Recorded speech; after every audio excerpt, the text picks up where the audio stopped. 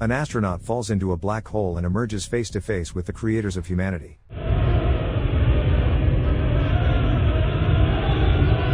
The dawn of humanity. The sun rises over the desert as birds begin their morning chatter. Behind a massive boulder, a group of apes hides. Nearby, anteater-like creatures wander peacefully. Everything exists in a fragile balance, broken only by the apes' rough, guttural calls. Suddenly, a predatory cat leaps out from behind the rocks.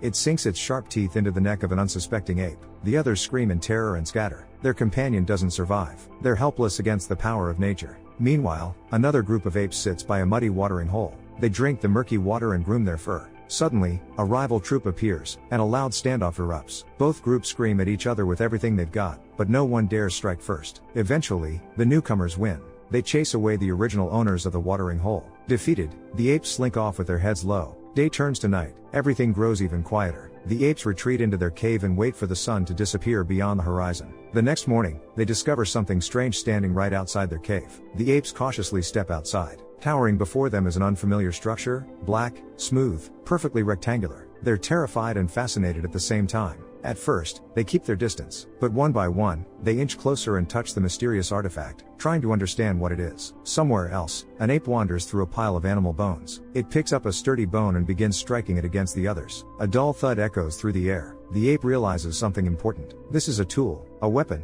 power.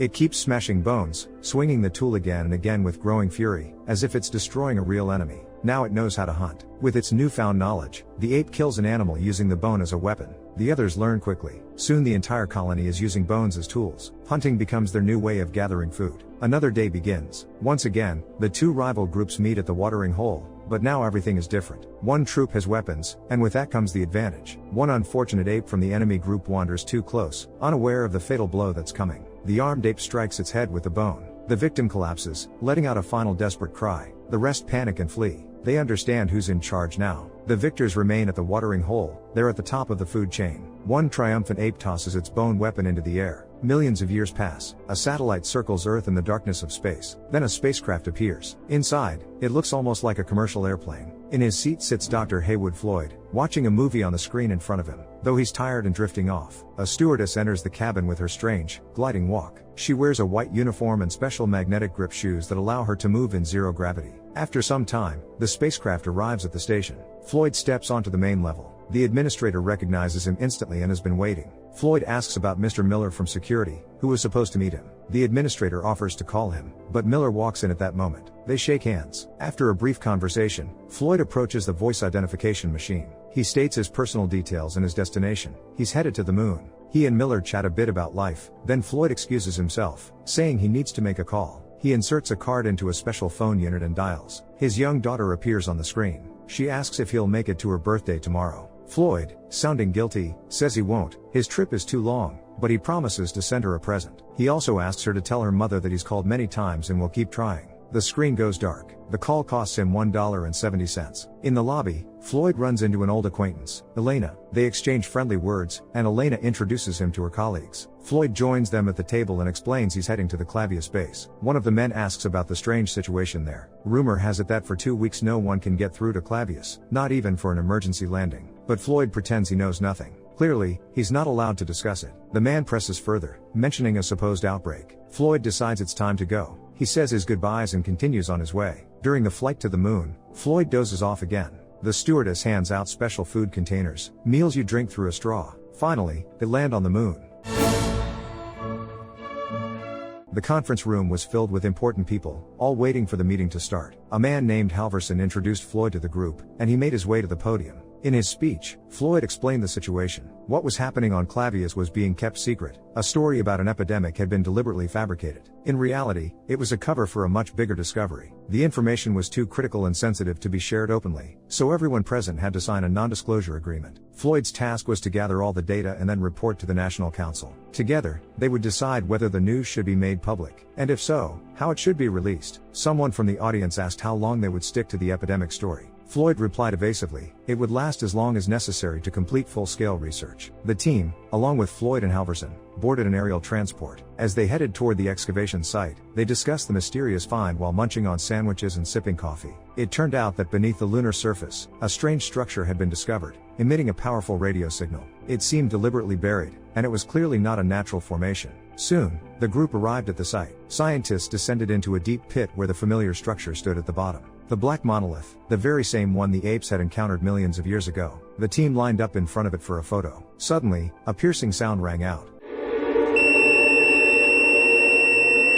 A high-pitched shriek cut through the air, making everyone jump. The monolith was sending a terrifying signal. 18 months passed. The spaceship Discovery 1 embarked on a mission to Jupiter, traveling through the vastness of space. On board, Dr. Frank Poole ran laps around the circular room. Remarkably, he could even run along the ceiling, thanks to a special setup. Later, Frank ate with the mission commander, Dr. David Bowman. They turned on a BBC broadcast that highlighted their team, the crew of Discovery 1. Their mission was humanity's first attempt to reach Jupiter, over 500 million miles from Earth. So far, the ship had covered only 80 million miles. 3 crew members were in special sleep pods. To conserve resources, they were in hibernation, only to awaken near Jupiter. Only 3 were awake: David, Frank, and Hal. HAL 9000 was a supercomputer with consciousness. It controlled all ship systems, could simulate human functions, and perform tasks at incredible speed. It was also considered infallible, or so everyone believed. Later, Hal informed Frank of an incoming message from his parents. It was Frank's birthday. A recorded video appeared on the screen. His parents and friends wished him well, but Frank watched indifferently, his face betraying no emotion.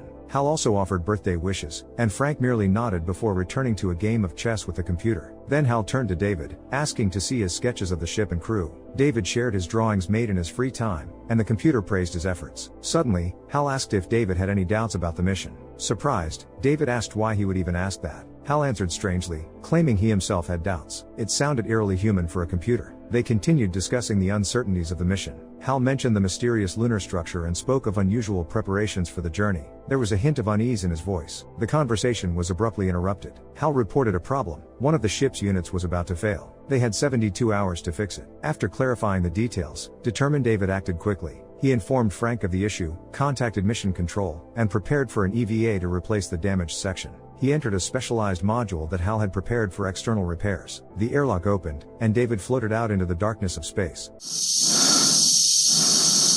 David carefully moved toward the damaged unit. Around them, there was nothing but emptiness and stars. He successfully replaced the component and returned to the ship. Together with Frank and Hal, they inspected the removed unit, and found something strange. The block was fine, completely operational. That meant Hal had been wrong. Puzzled, Hal suggested putting the unit back and waiting until it actually failed. Then the problem would be clear. He assured them nothing serious would happen if they stayed out of sight for a while. David and Frank reported the situation to Mission Control. The response was alarming. Another HAL 9000 computer on Earth had calculated that the unit didn't need replacement. The HAL onboard had indeed made an error. With a tone of apology, HAL asked if they were concerned about the mistake. David said no, but then he asked why 2 identical computers had come to different conclusions. Without hesitation, HAL replied that the only possible reason was human error. Then he confidently asserted that the 9000 series computers had an impeccable record. They never made mistakes, unlike humans. Frank was skeptical, but David cut the conversation short, not wanting tensions to rise. David mentioned that a transmitter was acting up in one of the modules. Together with Frank, he went to check it out. Once sure Hal couldn't hear them, they quietly discussed the situation.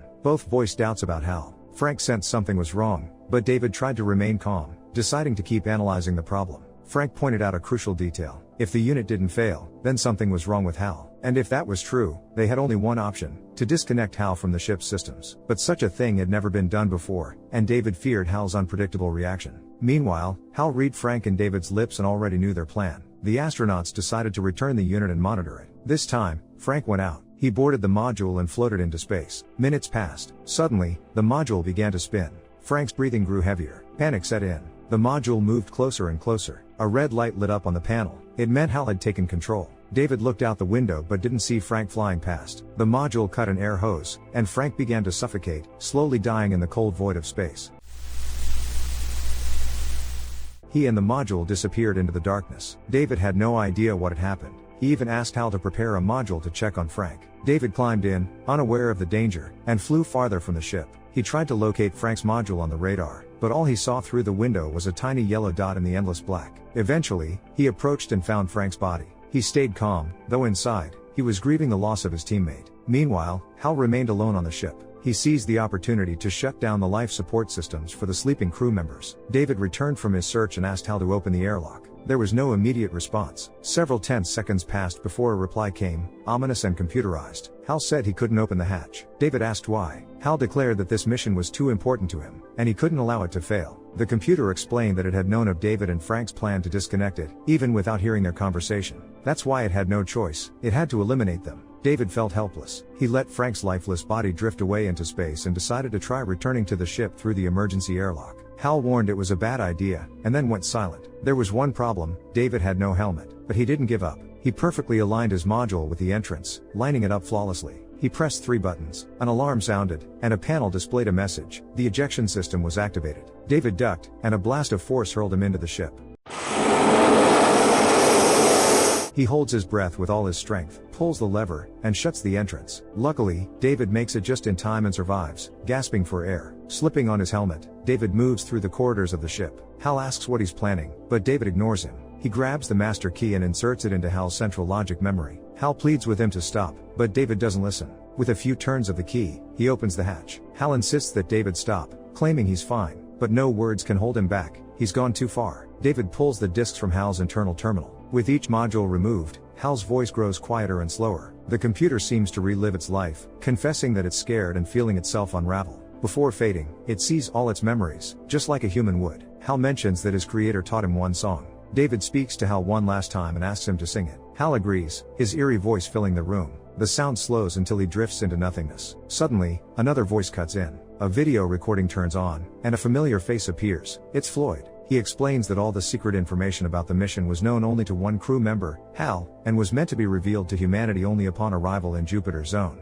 Floyd recounts events from a year and a half ago. The structure discovered beneath the moon's surface is the first proof of intelligent life beyond Earth. The black monolith has no distinct physical features but emits a powerful radio signal toward Jupiter. That's why the Discovery 1 is heading there. Above the horizon, the massive planet Jupiter rises. The spaceship approaches its destination. Orbiting the gas giant is a black rectangular shape, blending into the darkness of space and nearly invisible. Light glints off it. It's another monolith, like the one on the moon, but far larger. Suddenly, the ship's hatch opens. David's pod is ejected and pulled toward the gas giant by some mysterious force. Flashes of light streak past him. As he nears the planet's surface, turbulence erupts. Lights intensify, forming mesmerizing patterns. It feels endless. David sees himself in multiple positions during the journey, as if he exists in several places at once. Bright colors shift into calm waves of light, flowing with the darkness. Finally, the planet's surface comes into view. David travels over Jupiter's lands, soaring over deserts and mysterious oceans. Suddenly, the pod lands in a bedroom. The room is furnished elegantly, classic and luxurious. David breathes heavily after the extreme journey. Shaken, he looks around, but his face has changed. It's him, but much older. The pod vanishes. The aged David enters the bathroom, staring in horror at his wrinkled reflection in the mirror. He turns and sees a man sitting at a table, eating. The man rises and heads toward the bathroom. It's David again, even older than a moment ago. The elderly David returns to his meal, sipping from a glass. Seconds later, he knocks it over accidentally, clumsy with age. He looks toward the bed. There lies an even older David, ready to leave this world. Exhausted, David points a trembling hand at the black monolith across from the bed. The old man takes his final breath and vanishes. In his place lies a newborn baby, glowing with a radiant aura. David is reborn.